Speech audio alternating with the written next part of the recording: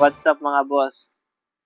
Tignan nyo naman kung anong katangan ng pinagkakalat ng mga bugok na bayaran ng mga vloggers na to. Ikino-connect na naman itong si Marcos sa ex-VP na si Leni Robredo. Wala na daw ang Duterte next na election.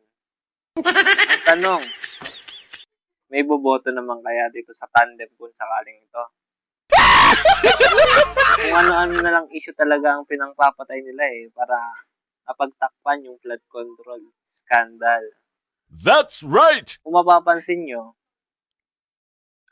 ganyan ang gagawin nilang pangpatay para matanggal yung mata ng mga tao dun sa nangyaring flood control.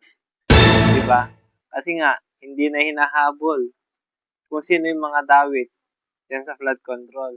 Ang gagawin ng mga yan, magpapalabas ng mga issue, pamatay, dun sa nakaraang scandal sa flood control.